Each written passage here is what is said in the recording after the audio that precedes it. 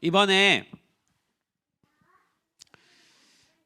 저희가 인턴십을 데리고 전국으로 돌면서 예배했습니다. 첫날 떠나는 날 주님이 저한테 주제를 주시더라고요.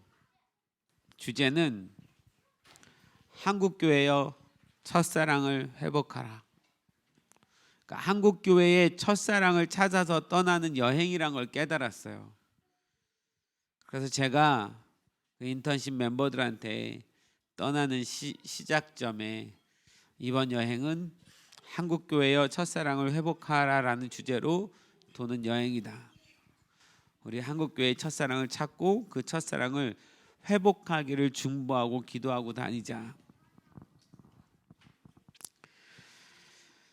진짜 하나님이 우리 이 민족을, 이 대한민국을 얼마나 사랑하시고 이 대한민국과의 그 진한 사랑을 얼마나 정말 진하게 사랑하셨는지 이 여정을 통해서 또 깨닫고 또 깨달을 수 있는 시간이었어요. 물론 여러분에게 설명을 다 드릴 수 없고 그 현장을 다 보여줄 수 없어서 안타깝지만, 그래서 제가 중간중간 그냥 영상을 이렇게 짜집기 하듯이 해서 보냈어요. 그 현장을 그래도 좀 느낄 수 있었으면 좋겠다라는 마음으로. 제가 세 가지를 그러면서 좀 발견하고 깨닫고 마음에 새겼는데, 그 첫 번째가 진짜 하나님은 우리와 함께 하시는구나. 하나님은 진짜 당신의 백성들과 함께 하시는구나. 하나님은 진짜 이 민족과 함께 하시는구나. 하나님은 진짜 인턴십과 함께 하시는구나. 하나님은 진짜 우리 공동체와 함께 하시는구나. 하나님은 진짜 예배하는 자들을 찾으시는구나. 그들을 통해서 하나님은 하나님 나라의 놀라운 일들을 행하시고 계시는구나. 이걸 정말 절실히 깨닫는 시간이었어요. 여러분, 우리 예수님의 그 이름이 임마누엘이라는 거 믿으시죠? 임마누엘이 무슨 뜻이에요? 하나님이 우리와 함께 계신다. 그런데 그것을 믿음으로 그렇게 살기로 작정하고 그 하나님이 정말 나와 함께 하시는지를 믿음으로 테스트하는 자에게 주어지는 은혜지, 내가 아무것도 믿음으로 행하지 않고 테스트하지 않는데 그 하나님의 임마누엘을 경험하거나 느끼기는 진짜 힘들 겁니다. 이 하나님의 은혜는 믿음으로 구하고 행한 자가 얻는 은혜이지, 믿음이 없이 하나님께서 주시는 것을 얻는 일은 없어요. 특별히 인턴십과의 그 시간은 제가 해마다 인턴십을 데리고 이스라엘 가든 뭐 영국을 가든 심지어 이번에 대한민국에 있든 이 아이들이 1년이라는 시간을 하나님께 드렸기 때문에, 그래서 하나님께서 이 아이들 가운데 임마누엘 하시는 역사를 보상하여 주듯이 그 어떤 특별한 은혜와 섭리들을 날마다 베풀어 주시는 것을 우리 모두 다 느끼게 해주셨어요. 믿음으로 하나님께서 함께 하시는 것을 찾고자 하는 자들에게는 하나님이 함께 하신다라는 분명한 확증을 주실 수밖에 없는 분이시구나. 그런데 그것을 찾지 않을 때에는 그냥 일상적인 삶으로 흘러가는 거예요. 내 머릿속에는 하나님이 함께 하신다라는 임마누엘에 대한 말씀이 있으나 내 삶에서 실제적으로 하나님이 정말 나를 인도하는지는 못 느끼고 살아가는 사람들이 태반인 거죠. 여러분, 여전히 축복하는데 정말 믿음으로 주님이 나와 함께 하시는 것을 테스트하면서 경험하면서 살아가는 여러분 되시기를 소망합니다. 믿음이 없이는, 순종함이 없이는 그런 일들은 절대로는 아닌데 잘 일어나지 않아요. 경험하기 진짜 어렵습니다. 내가 어떤 은혜가 없다라고 생각이 들 때는 내가 내 안에 함께 하시는 예수님의 임마누엘이 없다란 뜻이고, 그 임마누엘이 없다란 뜻은 내가 그분께 지금 믿음으로 행하여 사는 삶이 아니기 때문에 없는 거예요. 그냥 이렇게 생각하시면 됩니다. 내가 은혜가 없는 것은 주님 문제가 아니에요. 내 문제인 거지. 날마다 함께 하시는 은혜를 언제든 누릴 수 있는데 내가 믿음으로 그것을 취하고 테스트하지 않기 때문에. 이번에 이 여정의 계획을 제가 세우지 않았어요. 하나님께서 이 아이들을 통해서 어떻게 일하시는지 궁금했어요. 그래서 이 인턴십 불러놓고 니네 어디 가고 싶냐? 어차피 이스라엘 못 가고 한국이니까 가고 싶은 데가 어디야? 사실 뭐 선한 것이 나을까 이런 생각을 하고 기대감 없이 물어봤는데, 근데 주님이 시킨 마음인데 나한테 기대가 없는 거예요. 쟤네가 뭘 알아서 뭐 어디 가겠어요? 뭐 이렇게 얘기할까? 근데 계속 이 아이들 안에서 나오는 이야기는 선교사들의 발자취, 한국 초대교회 역사, 최초의 교회들, 이런 데를 방문하고 싶다고 해서 그걸 찾아봐라 해서 다 찾았어요. 찾아서 한 명 한 명 얘기한 것이 이번 여정의 모든 루트가 나온 거예요. 야, 이거 괜찮다, 한번 해보자. 그래서 가야 될 곳도 아이들이 짜고, 우리가 머무르는 숙소도 아이들이 짜고, 가다가 먹는 식사도 아이들이 짜고, 전부 다 짜고, 그냥 저나 뭐 임목사나 뭐 도산간사나 왕기전도사나 그냥 아이들이 주어진 그 스케줄대로 따라가서 하나님의 은혜가 어떻게 있는지만 바라봤던 거죠. 근데 저는 다 끝나고 나서 진짜 놀라운 플랜이다. 이 과정을 누가 과연 짤 수 있을까? 이건 하나님이 주신 완벽한, 솔직히요, 제가 이스라엘 자체를 못 간 건 아쉬운데 여행 여정으로는 이스라엘과 비교해서 전혀 손색이 없었고 전혀 아쉬움이 없었어요. 그만큼 하나님의 은혜가 너무 좋았고 너무 컸어요. 이스라엘 찾기 뭐 하면서 놀이했지만 이스라엘이 사실 하나도 생각이 나지 않을 만큼 아주 동일한 은혜가 있었어요. 그러면서 대한민국에, 야, 이건 대한민국의 성지 순례를 꼭 해야 되는 이 성지 순례 그 프로그램이다. 우와, 이거를 왜 우리 한 번도 안 했지? 제가 다짐하기를, 하나님, 다음 세대는 무조건 이 코스로 다 돌게 할 겁니다. 우리 어린아이들까지. 너무나 큰 하나님의 이 땅을 향한 사랑을, 이스라엘을 사랑하는 것만큼 이 민족을 사랑하는 하나님의 마음을 발견할 수 있는 시간이었기 때문에. 그래서 우리 모든 공동체는 어떻게든 그 모든 발자취를 시간이 걸려서라도 밟게 하고 싶습니다. 여러분도 꼭 한 번씩 이스라엘 성지 순례하는 마음으로 대한민국 성지 순례를 같이 한번 떠났으면 좋겠어요. 물론 우리가 그렇게 가서 은혜를 받는 건 그 현장에서 예배를 했기 때문에 오는 은혜이지, 사실 일반 사람들이 일반 마음으로 이렇게 가서 보면 아무것도 아닌 거야. 아무것도 없어 보이지만 기도하는 자, 예배하는 자에게는 하나님께서 그 땅에 그곳에 일하셨던 하나님의 은혜들을 나눠주기 시작하거든요.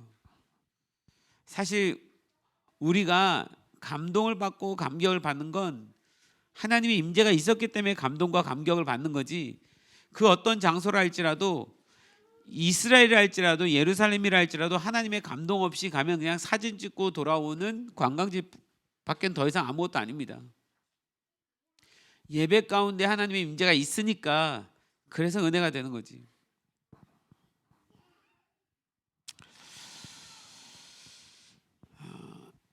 이 여정 가운데 아이들이 그렇게 루트를 다 짜고 막상 그곳에 갔을 때 하나님께서는 우리가 더 명확히 깨닫고 명확히 이해하고 명확히 기도할 수 있도록 하나님의 천사와 같은 사람들을 매일 보내주시더라고요.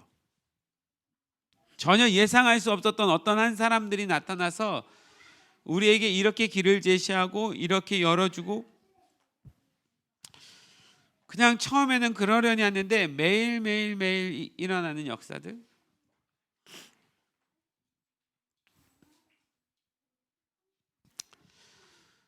인천에 언더우드 아펜젤러 동상이 있는 선교 기념 탑이 있는데 제가 52년 살면서 그런 선교 탑이 있는지도 몰랐어요. 너무 죄송한 마음이 들더라고요. 인천 제물포에 맨 처음 복음이 들어왔던 그 땅에 그래도 누군가 거기다 기념탑을 세워놨는데 아무도 들여다보지 않는 곳이고 굉장히 볼품없고 초라하고 그냥 주차장 옆에 이렇게 그냥 대면 되고 누가 하나 없는 그곳에 우리가 도착해서 첫 예배를 드렸는데 첫 예배부터 하나님께서 마음에 감동함을 주시고 아이들의 고백을 주님 다 받으시더라고요.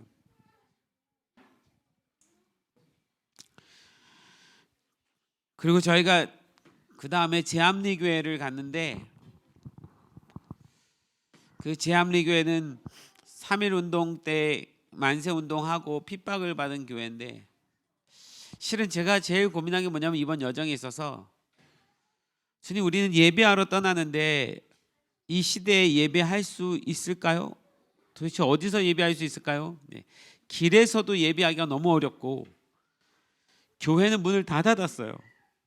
다 닫아서 외부인들은 절대 출입 금지예요. 다. 그리고 기독교 성지 기념관 뭐 박물관도 거의 다 문을 닫았어요. 그래서 열지 않습니다. 가긴 가는데 주님 어떻게 우리가 예배할 수 있을까요? 이게 가는 곳마다 고민이더라고요. 가서 어디 가서 예배해야 되는지 들판 찾아보고 뭐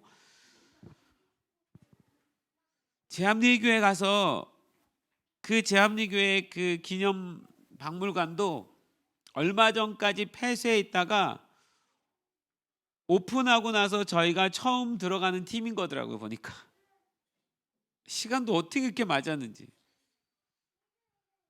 그래서 거기 기념관 들어가서 우리가 그 모든 일들을 보고 나오면서 예배 드리고 싶었는데 우리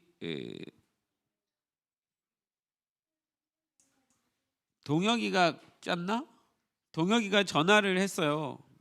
그 제암리교회 저희가 이런 팀인데 가서 예배할 수 있겠습니까? 담임 목사님 받았는데 지금 이런 상황이니까 예배할 수 없습니다. 들어갈 수 없습니다. 그 이야기를 제가 듣고 갔어요. 그러니까 그 예배실이 문이 열려 있으나 그 안에 들어가서 예배할 생각은 못 하고 저는 바깥에 어디 광장 같은 데서 예배하고 싶은데 어떻게 하지? 문이 열렸으니까 우리 들어가나 보자. 그러고 이제 예배실에 들어갔는데 이제 막 예배 그래서 제 마음에 그래 예배하다가 와서 쫓아내면 쫓겨 나가자 차라리 그게 낫겠다. 그냥 하고 보자. 그래서 이제 예배 드리려고 시동을 걸고 제가 주님 주신 마음을 좀 나누려고 하는 찰나에 어떤 목사님 한 분이 머리 하얀 목사님이 들어오시더라고요. 저분이 목사님인가 보다. 그래서 이제 조심스럽게 말씀을 드렸는데 그분의 말씀이 여러분 영상에도 보셨지만 은퇴하신 목사님인데 자기는 교회에서 한 30분 거리에 있는데 갑자기 하나님이 자기를 막 퇴근하셔서 교회 가보라 그러셔서 이유도 모르고 그냥 추리닝 바람 같은 것에 그냥 오셨더라고요. 근데 오셨는데 여러분들이 여기 있다고 우리가 예배도 좋으냐고 그러니까 얼마든지 하라고 괜찮다고 나는 이곳에 와서 예배해 주기를 바란다고. 그래서 그 김에 그분에게 그 제암리교회 모든 사건의 이야기를 오리지널로 그분에게 직접 들을 수 있었고 듣고 나서 우리가 하나님 앞에 예배를 온전하게 드릴 수 있었는데 그 예배를 주님이 너무 기뻐하시더라고요. 거기서 그렇게 예배해 주기를 너무 기다리셨더라고요. 저는 그 예배도 너무 좋지만 그렇게 무언가 인도해서 문을 여시는 하나님의 임마누엘이 임재가 함께 하심이 너무 놀랍더라고요. 거기서 나와서 저희가 고대도라는 섬으로 배를 타고 1시간 들어가서 그 다음 날이죠. 최초의 선교사 귀칠라프 선교사가 왔던 섬 고대도에 들어가서 예배를 하게 되었는데, 사실 그 섬에서도 어떻게 예배할 수 있을까? 두 개의 교회가 있더라고요. 원래 그 고대도 최초의 교회가 있고, 최근에 어떤 목사님이 이 고대도가 너무 중요해서 귀칠라프의 이 사역을 알리려고 교회를 하나 더 짓고, 저희가 그 최초의 교회로 들어가는데 문을 열렸는데 아무도 없더라고요. 좋다. 또 예배하다가 쫓겨나면 쫓겨나더라도 인턴십한테 예배시키고 예배를 다 드렸는데 그때까지 아무도 없더라고요. 감사하다라고 생각하고 나왔어요. 근데 그 섬 자체가 너무 예쁘더라고요. 그리고 한국 최초의 선교사가 이 땅에 와서 복음을 전했다라는 땅이기 때문에 저한테는 굉장히 특별한 의미로 다가왔어요. 어쨌든 거기서도 그렇게 예배를 잘 드리고, 그 다음에 저희가 이제 증도에 문준경이라는 전도사님, 여자 전도사님인데, 그 증도 일대를 다 전도하신 여자 전도사님이세요. 그래서 증도는 최근까지 한 20여 년 전까지만 하더라도 증도의 모든 그 섬 마을 사람들의 90%가 크리스찬이었대요. 아마 대한민국에서 가장 복음화율이 높은, 지금은 한 70% 정도 외지인들이 들어와서 그런 역사를 일으키신 문준경 전도사님이란 분이신데, 거기 기념관도 우리가 가서 이렇게 보고 나와서 제가 또 예배할 곳을 또 찾는데, 이게 이 기념관이 있는 곳들이 공식적인 장소라서 어디서 예배할 수가 없더라고요.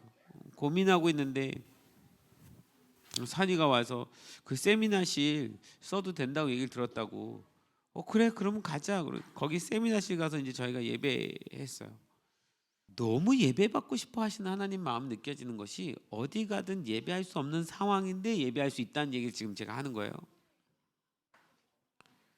그리고 그 다음 부산을 갔어요. 제가 대표적인 얘기만 하고 있는데, 부산에 갔는데 부산에 어느 최초의 또 교회를 찾아서 갔는데 거기도 문 닫아서 우리가 들어갈 수 없다는 거예요.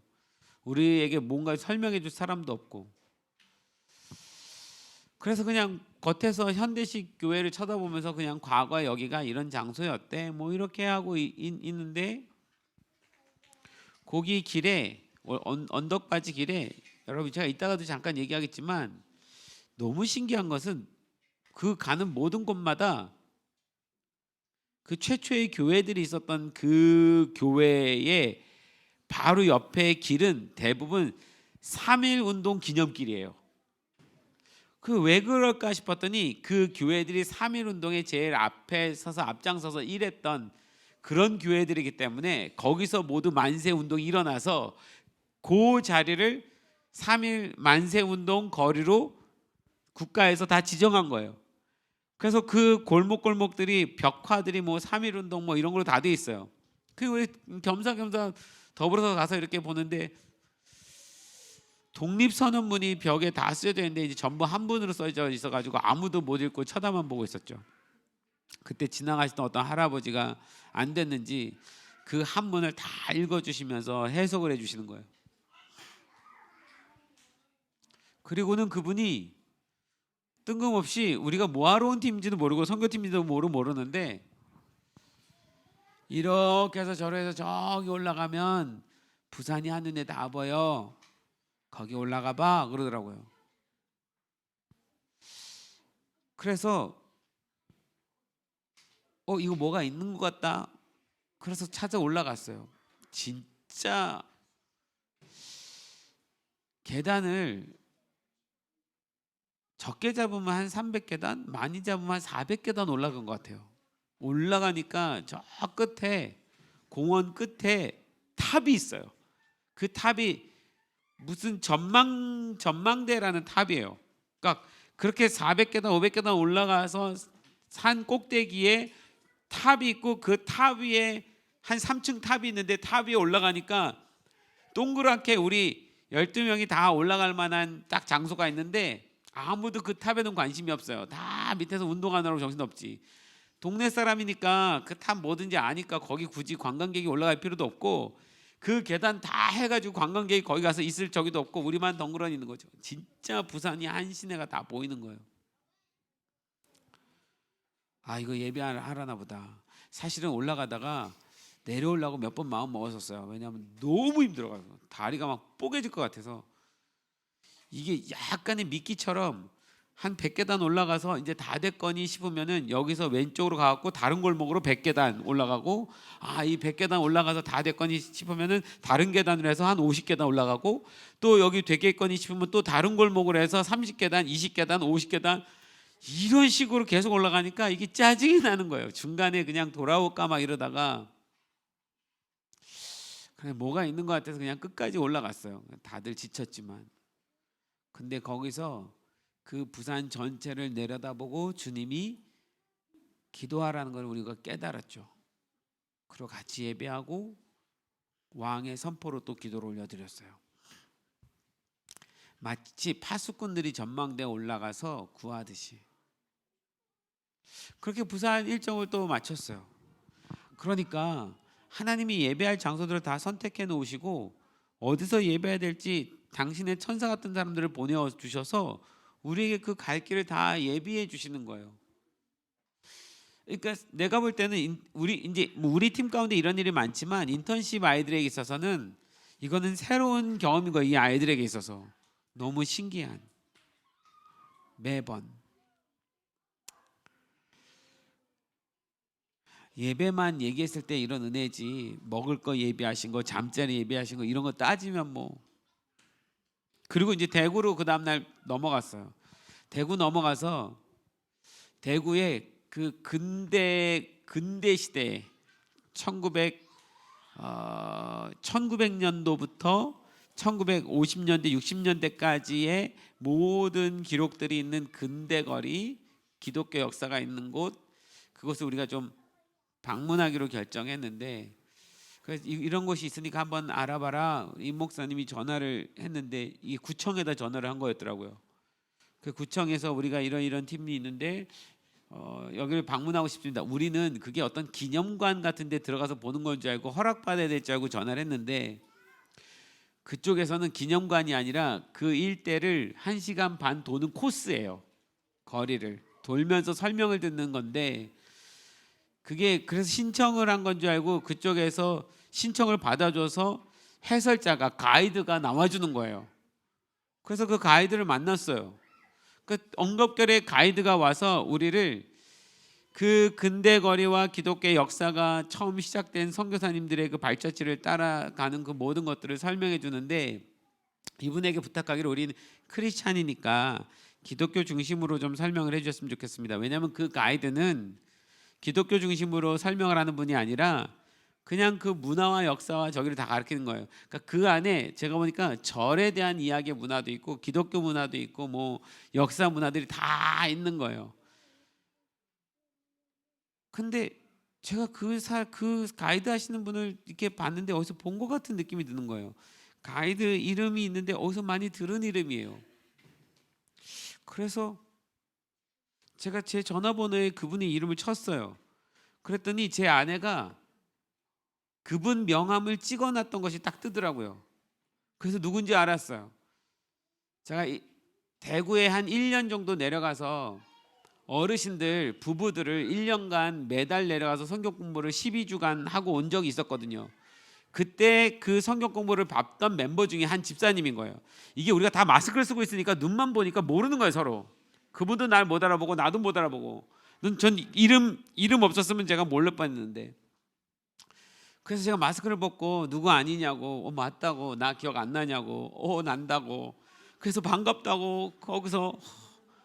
그분이 제가 만날 때 초신자였었어요. 그리고 12주를 공부를 하고 지금 보니까 신앙이 너무 좋아지셔가지고 어떤 교회에서 중요책 맡으면서 굉장히 신앙생활 열심히 하고 있더라고요. 근데 이분이 뭐냐면 국제 이런 문화, 국제 무슨 박사예요.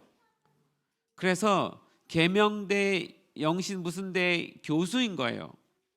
예를 들자면 설민석, 예, 그 친구와 같은 그런 인문학 박사인 거예요. 모든 것에 다 해박한 분이신데 딱 만나고 내가 이렇게 해서 이제 우리 팀을 이렇게 데려왔다 그러니까 이분이 모든 정보를 뭐에다 초점 맞추냐면 선교와, 그러니까 이분은 사실 우리가 이렇게 해서 선교팀인데 이 아이들 1년 훈련시켰습니다라고 얘기했는데 훈련만 시켰다고 얘기했지 얘네를 어디 보내거나 파송한다는 얘기를 안 했는데 이분은 얘네를 선교지로 다 보내는 줄 알고 선교사들이 왔다고 생각하고 선교사 파송하는 마음으로 티칭을 해주기 시작하는 거야, 다니면서. 그러면서 한국 초대교회 역사를 가지고 다 설명해 주시는데 우린 너무 좋은 시간이었지. 그래서 1시간 반 투어인데 3시간을 했어요. 너무 좋은 시간을 가졌어요. 근데 그분이 원래 그날 오는 게 아니라 그걸 하는 전문적인 업을 가지신 그냥 일반 직장인들이 있는데 그날 담당할 사람이 없어서 가끔 박사님께 부탁을 하는 거예요. 박사님 한번 오셔서 잠깐만 해주시겠습니까? 그러면은 요청하고 온데 그래서 온 거예요. 그렇게 만나게 하신 분이 하나님이신 거예요. 너무 놀랍잖아요. 제가 5년 만에 만난 거였거든요. 너무 반갑고 그분도 그 12주 동안 성경 공부하면서 결국 가르친 건 아비 세대가 다음 세대를 섬겨야 된다고 가르쳤는데 그 다음 세대를 자기가 가진 지식으로 섬길 수 있는 자리에 온 거예요. 얼마나 놀라워요. 제가 거기서 살짝 가슴이 쿵쾅거리면서 소름이 돋더라고요. 이렇게까지 세밀하게 준비하시나 예비하시나? 그분을 다시 만날 거라고는 아예 생각도 못했죠. 자기가 담당하던 것도 아니고 갑자기 차출돼서 와가지고. 근데 잘 됐다 그랬어요. 그럼 당신 내가 다음번에 팀 데리고 오면 꼭 나와달라고. 내가 직접 연락하겠다고. 그래서 사실은 거기가 더 여러 관광이 한꺼번에 다 모여 있는 곳이라 기독교적인 어떤 걸 할 수가 없어서 예배할 수 없는데 가이드가 우리를 데리고 어디 가서 예배했냐면 난 우리나라에 헬렌 켈러가 왔는지 몰랐어요. 거기 헬렌 켈러가 앉아서 기도하던 장소가 있더라고요. 대구에요. 헬렌 켈러가 선교사 초청으로 와가지고 의사로 와서 우리나라 그 어려울 때에 그 의사의 자격으로 와서 잠깐의 선교 사역을 하고 간 적이 있었대요. 그 헬렌 켈러가 앉아서 기도하던 그 자리에 저희를 데려갔어요. 그래서 예배해도 되냐고 괜찮다고 하시라고. 그래서 가이드 앞에서 우리는 또 예배했어요. 다른 관광객들 막 지나다니는데 우리끼리 하면 우리는 사실 이게 예의가 어긋나서 못할 텐데 그리고 사람들이 뭐라 그럴까 봐 못할 텐데 가이드가 허락하니까 거기서 또 예배할 수 있었어요. 야, 진짜 하나님은 예배를 이렇게 받고 싶어 하시나?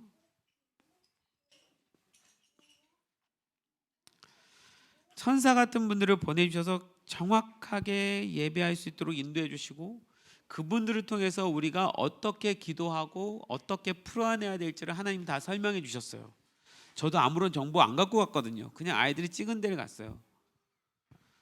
그런데 가장 전문가가 나타나서 우리한테 설명을 해주고 가이드해주고 우리는 그 정보에 하나님의 마음 담아서 기도로 풀어낼 수 있게 하셨어요.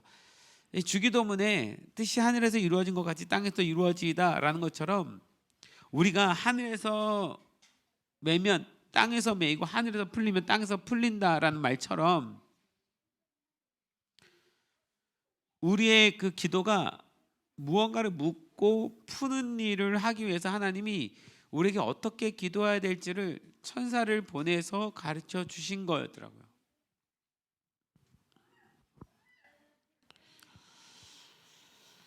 분명히 이 일이 특별하게 어떤 그 선교적 여정 가운데 있기 때문에 하나님 은혜가 더 크긴 한데, 제가 그런 생각을 해봤어요. 아까 초반에 얘기했던 것처럼 우리가 우리의 모든 삶을 이렇게 의탁하고 살아간다면 날마다 하나님의 임재를 경험하며 살아갈 수 있을 텐데, 어떤 정한 시간만 이렇게 살아가기로 결정하고 나머지 일상적인 삶은 그냥 자기 스스로 살아가고 있기 때문에 하나님의 은혜 없이 살아가는 삶은 아닐까. 이렇게 매일매일 한 사람 한 사람 하나님께서 천사처럼 보내셔서 길을 인도하시는 분인데, 그게 꼭 요 기간에만 하나님이 허락하시기로 작정하신 그런 일일까? 아니더라고요. 그건 사모하는 자에게, 이 아이들이 사모한 만큼 하나님이 허락하신 일이었어요. 그러니까 우리의 모든 삶에 그렇게 사모하고 살아간다면 우리는 그 삶 속에서 날마다 함께 하시는 하나님을 충분히 만날 건데, 그러지 못하는 게 너무 아쉽더라고요. 물론 이 아이들이 그러고 나서 내년부터 그렇게 할 거냐? 선배들을 보면 안 그래요. 다시 원점으로 돌아가고 반복하고, 그러다가 또 어느 때 완전히 무너지면 무너졌다가, 그래도 감사한 거는 무너지기는 하는데 포기는 하지 않더라고요. 다시 돌아오고 다시 주님의 임재를 구하고 그럼 또 얻고 하는데, 이게 계속 반복인데 좀 멋지게 처음부터 끝까지 그 하나님의 은혜로 살아갈 수는 없을까 얘들아? 할렐루야.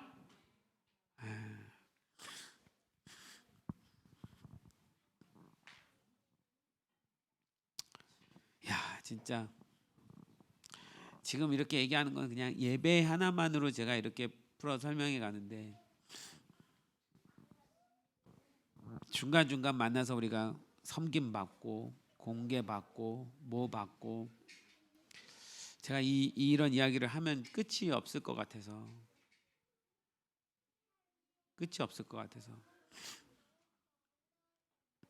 제주도에 가서도 하나님이 예배 받기를 기뻐하시는데, 제주도의 하귀교회라는 이제 교회를 가서 저도 처음 만난 목사님이에요. 그분이 22년 전에 제주도에 오셔서 제주도의 4.3 사건과 뭐 여러 가지 고구려와 몽골 사이의 그 전쟁 속에서 제주도가 고난과 아픔을 겪었던 이런 아픔의 시간들을 치유하면서, 그것이 하나님 앞에서 치유되기를 기도하면서 살아온 그런 목사님이신데, 그분 만나서 이 제주도의 아픔에 대한 이야기를 다 설명을 듣는데, 역사 공부죠.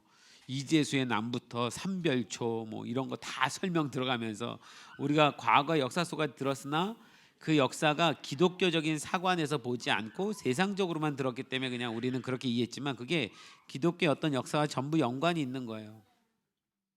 그 이야기를 다 들으면서 그분이 우리를 그 고구려와 몽골 전쟁이 있었던 그 토성을 쌓아놓은 그 토성 위에 올라가서 제주도를 보고 예배하게 하셨는데, 그분이 인도해서 가지 않았으면 우리는 그 장소에 가서 예배할 수도 없고 뭘 예배해야 할지도 모르고, 그 토성 위에서 예배하는데, 제가 그거는 영상으로 못 올렸어요. 시간이 없어서. 바람이 밑에서부터 불어닥치는데 그 바람 속에서 예배하는데 주님이 정말 예배받기를 원하셨구나. 누가 이 토성에 올라서 그 수천 년 전에 있었던, 수백 년 전에 있었던 그 사건의 아픔을 주님 앞에 고백하며 기도하는 사람들이 있을까? 그 목사님도 그냥 이 청년들 데리고 이렇게 가서 하는데 이렇게까지 예배할 줄 몰랐던 거죠. 그 사모님이 저에게 또 돈 10만 원 이렇게 쥐어주면서 아이들 정말 뭐 하나라도 먹여달라고. 참 애들이 못 먹고 사는 것처럼 보이나 봐요. 홍천에서 엄청 잘 먹였는데 행색이 행색이 못 먹고 다니는 애처럼 보여가지고.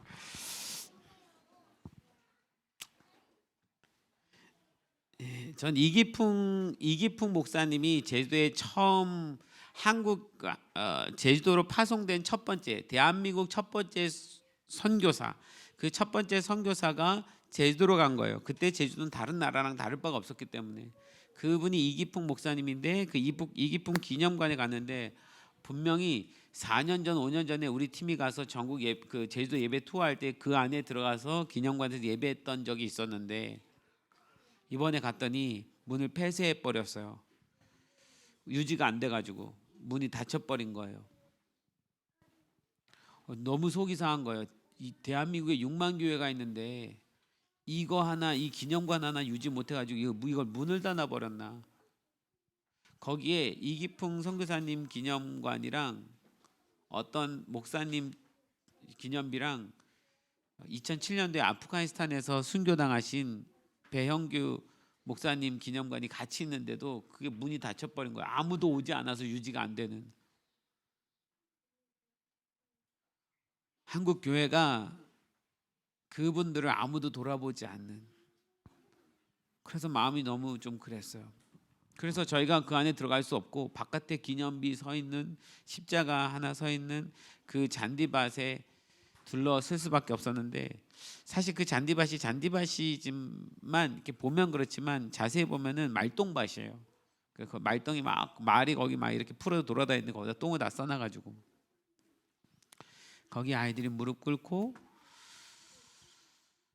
그 순교자들의 그 마음을 가지고 예배하고 기도했어요.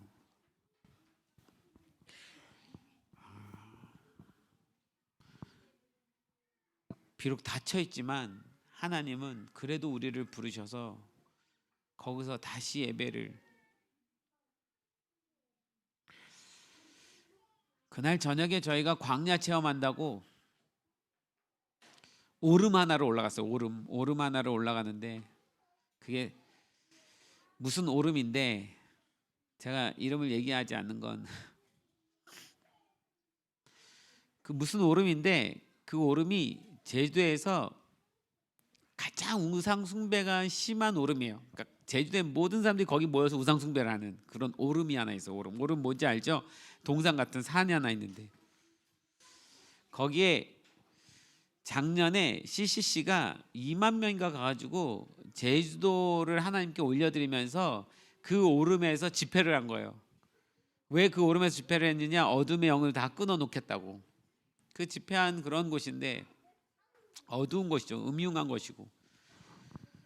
근데 주님이 지혜를 주시는데 이 아이들한테 광야를 맛보게 해주고 싶은데 그 오름을 지나가는 순간 저거다 싶은 생각이 들어서 얘네 몰래 밤에 데려가기로 결정을 하고 저녁에 식사 거하게 잘 먹이고 차 태워서 눈 가리고 어디로 가는지도 모르고 거의 오름까지 데려가서 내려놓고 거기서 눈 가린 상태로 오름을 올라가는 거예요.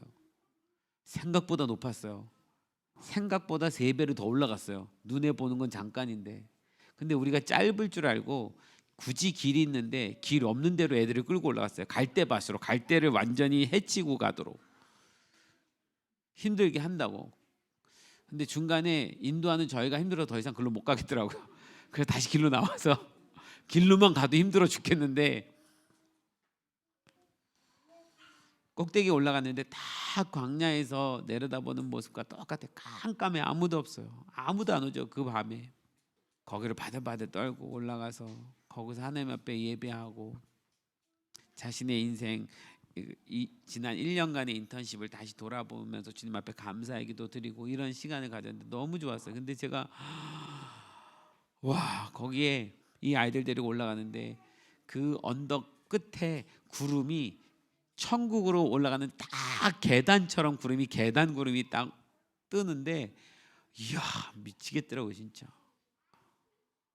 마치 꼭 진짜 천국으로 올라가는 계단 같은 구름을 거기서 또 잘 예배하고 너무 은혜스러운 시간을 갖고 또 내려왔어요.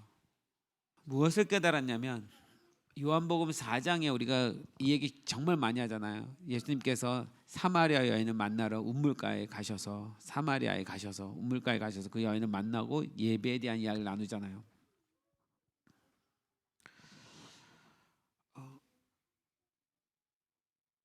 주님은 예배자를 찾기 위해선 아무도 가지 않는 사마리아를 들어가시는구나. 예배자 한 명만 있으면 그가 어떤 여인이건 상관없이 그가 예배자면 정말 아무도 가지 않는 그곳에 혼자 들어가셔서 그 한 사람을 만나시는구나. 아무도 오지 않는 그곳에, 아무도 와서 예배하지 않는 그곳에 마치 우리를 예수님처럼 주님이 인도하셔서 그곳에서 예배받기를 원하시는구나. 그것이 교회건 들판이건 뭐 전망대건 뭐건 상관없이 예배가 있어야 될 어떤 중요한 장소에는 하나님이 당신의 예배자를 보내셔서 예배를 하시는구나. 그리고 무언가 하나님이 그걸 통해서 이루시는구나.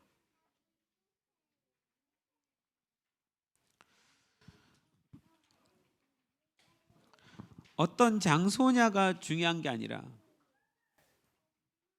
그래서 진짜 예배자가 필요한 거구나. 예배자가 가는 곳이 성전이고 거기서 예배를 받으시는 거니까. 아무리 중요한 역사적인 어떤 현장이랄지라도 예배자가 없으면 아무 의미가 없구나. 그냥 문 닫혀 있을 뿐이고 아무도 사람들이 오지 않는 곳이 되어버리는구나. 이 예배자가 왔을 때 비로소 여기에 생기가 돌고 여기서 생수의 강이 터지는구나. 제가 다시 한번 또 느꼈어요. 진짜 중요한 건 예배자를 길러내는 거다. 그리고 그 예배자를 데리고 다니면 놀라운 변화가 일어난다. 저희가 제주도의 대정교회 맞나요? 대정교회라는 교회를 갔어요. 대정교회는 제주도의 최초의 순교사 이도정 목사님이 계신 곳이에요. 순교자라서 순교자 교회로 세워진 곳인데 2014년인가 15년도에 우리 팀 데리고 제주도 예배 투어를 갔을 때 그 대정교회를 갔던 것이 기억이 나더라고요. 들어가는 순간 알겠더라고요. 여러분, 예배자들 다 똑같겠지만 이 예배자들은 현장에 예배드렸던 어떤 현장에 가면요, 참 신기하게도 그 현장에서 무슨 기도를 드리고 어떤 예배를 하고 어떤 찬양을 했는지가 생각이 나요. 전 생각이 나더라고요. 거기 들어가니까 우리가 어떻게 예배했고 어떻게 뛰었고 무슨 찬양을 했고 무슨 기도를 했는지가 다 떠오르더라고요. 근데 그 대정교회에 갔을 때 그 대정교회에 대한 이야기를 우리가 들었는데 그 목사님이 우리한테 문을 열어주고 5년 전에 6년 전에 예배를 부탁한 건 뭐였냐면, 그 순교자의 피가 흐르는 교회인데 그 교회 성도들이 다 떠나고 70, 60, 70 넘으신 어르신 한 10명인가 13명 남아있던 교회였어요. 그러니까 교회가 완전히 이제 늙었죠. 그 어르신들이 와서 교회를 그냥 지키고 있는 거예요. 그분들이 돌아가시면 이제 성도가 아무도 없는. 그리고 교회 들어갔는데 교회가 오래돼서 칙칙하고 힘이 없고 이런 게 다 느껴지고. 근데 그때 우리가 너무 가슴이 아팠던 것이 그 순교자의 피가 흐르는 그 교회가 어떻게 이 100여 년이 채 안 돼서 이렇게까지 무너지고 다음 세대 다 잃어버리고 이럴 수 있는가. 그때 굉장히 가슴 아파서 막 울었던 거 기억나요. 하나님 다시 살려달라고. 그래서 그 한 60명 되는 청년들이 거기를 뛰면서 우리가 이곳에 다음 세대가 가득해서 춤추게 해달라고, 우리가 예언적으로 예배한다고 거기를 뛰어다니면서 예배하면서 막 춤추면서 다음 세대가 이 교회에 일어나게 해달라고 막 그러고 뛰었던 기억이 나는 거예요. 그런데 무슨 소리를 들었냐면, 저희가 2014년인지 제가 15년인지 조금 헷갈리긴 한데 어쨌든 불과 5, 6년 전밖에 안 돼요. 예배하고 간 다음에 그 예배를 따라와서 지켜보던 전도사님이 한 분 계셨어요. 그 전도사님이 그 예배를 보고 너무 충격을 받았어요. 그 충격을 받고 큰 감동을 받았어요. 그러면서 우리가 무엇을 외치면서 기도했는지 다 들었어요. 다음 세대가 여기서 막 일어나서 춤추고 예배하게 해달라고. 그 박 집사님이 그분에게 도전해서 그분이 그 전도사님이 그 교회의 전도사로 들어가 버렸어요. 그 우리의 그 기도를 믿음으로 받고 취해서 그 일들이 그곳에 일어나기를 정말 보고자 하는 마음으로. 그리고 그분을 우리가 만났어요. 그분이 누구냐? 여러분 영상에서 보셨겠지만 감귤밭 목사님. 그분이 거기서 한 3년간 사역을 했는데 그분이 뭐라고 얘기했냐면, 나는 기억한다고 NLM이 와서 그 어르신 몇 명 있는 이 교회에 다음 세대가 춤추는 교회가 되게 달라고 했던 거 기억난다고. 그런데 여러분들이 가고 어떤 일이 일어나는지 아냐고. 여러분들이 가고 난 그 다음 해부터 청년들이 교회를 찾아오기 시작했는데 지금 70명의 청년들이 있다는 거예요. 놀라운 일이죠. 어르신 10몇 명 있는 교회에 갑자기 청년들 70명이 몰려온 거예요. 그 5, 6년 사이에. 그래서 그 성전을 가득 채우고 뭘 가르치냐면 저 드럼을 보라고. 드럼이 있더라고요. 드럼을 치면서 예배하는 그런. 그래서 교회가 리모델링으로 싹 바꿨어요. 그래서 그분이 그러시더라고요. 나는 NLM의 기도와 선포가 얼마나 놀라운지 봤다고. 근데 그 NLM이 예고치 않게 갑자기 자기 감귤밭을 찾아온 거예요. 이분이 목회를 내려놓고 그 감귤밭을 꾸려가면서 거기에 기도의 집을 세우고 싶었던 거예요. 기도의 집을 세우고 싶었는데 제가 지나가다가 갑자기 그분 페이스북에서 그분이 갑자기 감귤 농사하는 걸 제가 봐서 기억이 났어요. 근데 제 아내가 귤을 따먹는 걸 너무 좋아해서 혹시 귤 따먹을 수 있을까 싶어서 연락 한번 해보라고 연락을 했는데 자기 밭으로 바로 초청을 하더라고요. 우리 팀이었다는 얘기를 듣고 저는 그런 그 있는지 몰랐죠. 그래서 초청받아서 갔더니 그 고백을 하는 거예요. 그리고 우리한테 예배 한 번만 드려달라고. 그래서 감귤밭에 올라가서 거기서 예배 드린 거예요. 그 장소에 그분이 기도의 집을 세우기로 하셨어요. 앞으로 꾸며서 다음번에도 팀 오면 보내달라고. 거긴 가볼만 해요. 귤 먹고 예배할 수 있어요. 귤밭에서. 참 놀랍죠. 저는 하나님께서 우리가 이렇게 그냥 전국 예배 투어니 뭐니 청년들을 보내서 막 예배하고 다녔던 것이 사실 이 아이들을 훈련시키기 위한 것도 컸고, 믿음으로는 하나님께서 그 일에서 어떤 일들을 행하실 거라고 믿는 믿음은 있지만 우리가 그 열매를 확인할 수 없기 때문에 그냥 청년들을 보내는 거라고 생각하고 보냈어요. 이 아이들에게 도움이 되고 하나님께서 기뻐하시고. 그런데 이게 몇 년이 지나가니까 우리가 거기 다시 찾아갔을 때 어떤 열매들이 있는 것을 보는 거예요. 이 얘기를 하고 이제 마칠게요. 귀출라프 선교사님, 언더우드 선교사님, 아펜젤러 선교사님, 그 선교사님들의 발자취를 다 따르면서 그 외에 알렌 선교사님, 사무엘 마펫, 수많은 선교사님들을 다 보면서 한 가지 그분들의 사역의 공통점이 하나 있었어요. 그분이 의사 선교로 왔든 교육 선교로 왔든 그분의 직업이 뭘로 왔든 이 땅에 왔을 때 그분들이 한 첫 번째 일은 학교를 세우는 거고 다음 세대를 살리는 일이었어요. 언더우드도 이 땅에 1885년대에 처음 왔을 때 1886년부터 고아들을 모아서 고아 학교를 만들었어요. 고아들을 데려다가 학교를 만든 거예요. 그 고아들을 가르쳤는데 그게 경성문화원이고 그게 지금 연세대학교예요. 지금의 연세대학교요. 아펜젤러 목사님도 오셔서 2명의 청년들을 데려다 가르쳤어요. 그게 20명이 됐어요. 그 20명이 됐을 때 고종 황제가 너무 감사해서 그 학교 이름을 배제학당이라고 이름을 붙여준 거예요.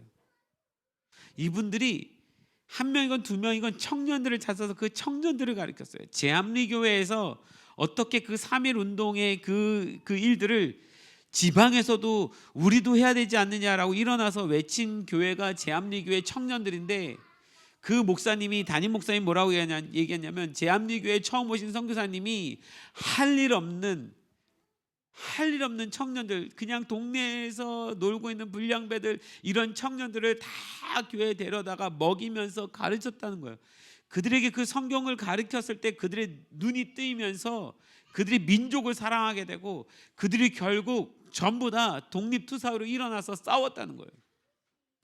그래서 한국 근대사 독립 역사가 일어나 있는 모든 문화 그 기념관에 다 가보니까 거기에 그 일을 일으킨 대부분의 사람들이 다 기독교인이에요.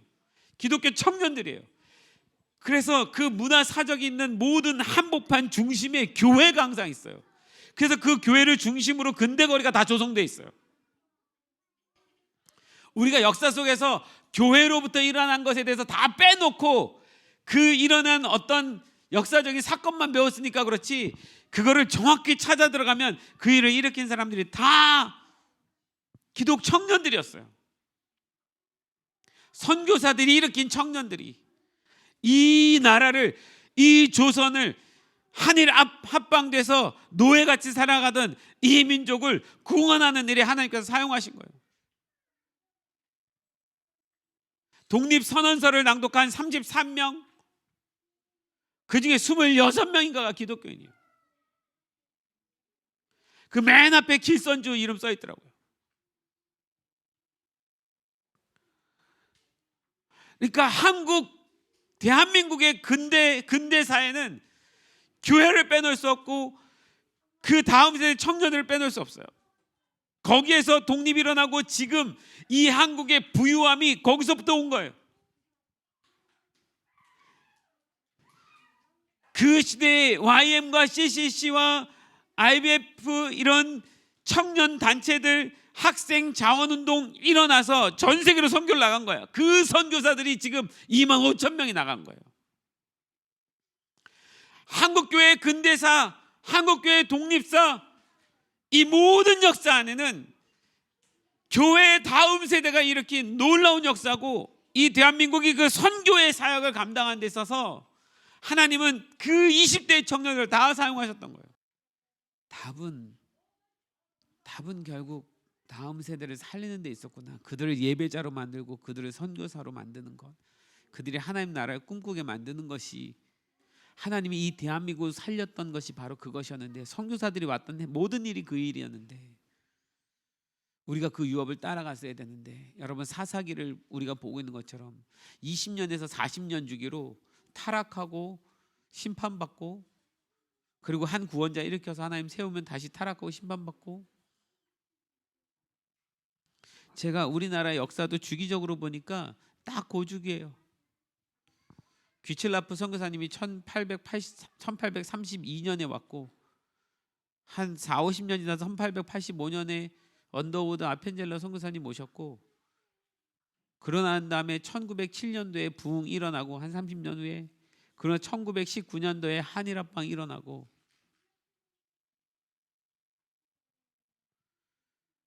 그리고 3.1운동 터지고, 거기서 또 한 3, 40년 지나서 독립되고, 그리고 6.25 터지고, 그 6.25 가운데 또 울부짖어서 한 2, 3년 지나서 70년도부터 한국교회 부흥이 일어나고, 2000년도까지 한 30년 동안 그 청년 부흥운동이 일어나고, 그 다음에 2000년도부터 그 다시 세상과 타협하면서 곤두박질 치고, 지금 한 20여 년간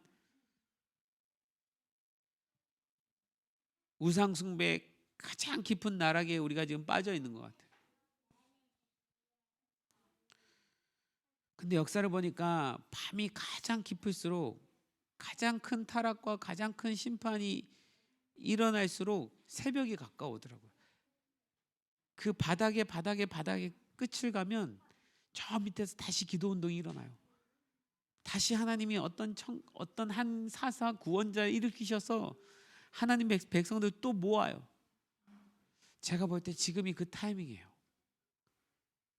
이제 하나님이, 저도 52년 살아오면서 신학을 하고 나서 30년 지나면서, 물론 다음 세대라는 말을 많이 썼지만 지금 한 5, 6년 전, 10년 요 사이에 이렇게 다음 세대란 말을 많이 쓴 적이 없었어요.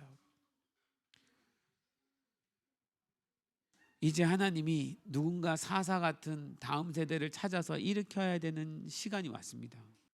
이제 때가 된 것 같아요. 오히려 저는 소망이 보이는 것이 짙은 밤이 지나고 이제 새벽이 오는 것 같아요. 이때가 진짜 기도할 때고, 이때가 진짜 예배할 때고, 이때가 진짜 다음 세대 예배자를 일으켜 세워야지 되고, 제가 이 어리고 미숙하고 진짜 아무것도 안 되는 이 인턴십을 매년 훈련시키는 것이 우리 모두 다 쉬운 일 아니고 1년에 한 번에서 2번 정도는 인턴십을 포기하고 싶은 마음이 가끔 일어나거든요. 매 기수마다 일어나요. 이것들 훈련시켜서 이게 될까? 가끔 마음이 무너져서 정일호 집사님이랑 될까? 내년에 또 해야 되나?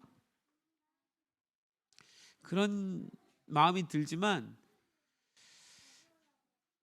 그래도 그 1년 지나고 이렇게 가서 주님이 이 아이들을 쓰는 거 보면, 임재하시는 거 보면 하나님은 이런 아이들이 필요한 거예요.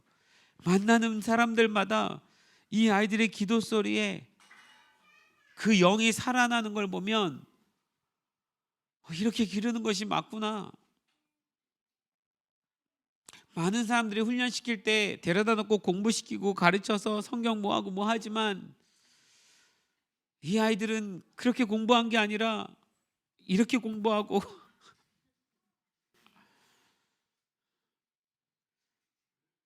그런데 거기서 하나님께서 이 아이들의 영을 깨우시고 계셨구나. 자기 스스로의 싸움을 싸우지만 그 기도가 하나님께 너무 값지니까 인턴십이 그걸 알란가 몰라. 그게 하나님께 보석 같은 기도라. 갈고 닦여져서 깎여져서 나오는 보석 같은 기도라. 그 기도가 너무 소중하니까 이 기도를 받고 싶어서 이런 아이들을 평생 길러내야 되는 것이 우리가 해야 될 일이고, 여기 뛰어다니는 이 아이들이 똑같이 그렇게 살아가게 해야 되는 것이 우리가 해야 될 일인데, 그게 이 한국을 살리는 일이고, 과거 역사를 봐도 하나님 나라를 일으키는 일이고, 주님 다시 오시는 날을 기다리는 일이고. 마지막으로 부탁합니다. 여러분, 우리가 하던 대로 열심히 이 길을 갑시다. 열심히 예배하고 열심히 기도하고, 우리 다음 세대 안에 이 아이들 가운데 기도원과 같은, 애국과 같은, 그런 사사들 같은, 믿음으로 하나님 나라에 달려갈 수 있는 그런 용사 같은 아이들이 일어날 수 있도록 우리가 길러야 됩니다. 한국교회에 이런 다음 세대를 지금 너무 찾고 있어요. 너무 갈급해하고 있어요. 비록 우리도 어리고 실수 많은 팀이지만 실수는 해도 괜찮을 것 같아요. 가는 길만 정확히 갈 수 있다면, 넘어져도 괜찮을 것 같아. 일어나면 되니까 정확한 길로만 갈 수 있다면, 누구에게 보여지기 위해서가 아니라 하나님 받으실 수 있는 예배, 하나님 데려다 쓸 수 있는 기도, 모두 다 예배자가 돼서 하나님이 어디로 데려가든 거길 데려다 놓으면 그곳에 하나님의 놀라운 기름 부으심이 샘솟던 생수가 일어나게 하는 그런 멤버들, 팀 되시기를 바랍니다. 그래서 여러분, 매일 드리는 요일 예배 더 열심히 해주시고, 금요일 날 더 모여서 같이 열심히 기도하고, 그런 모두 됐으면 좋겠습니다.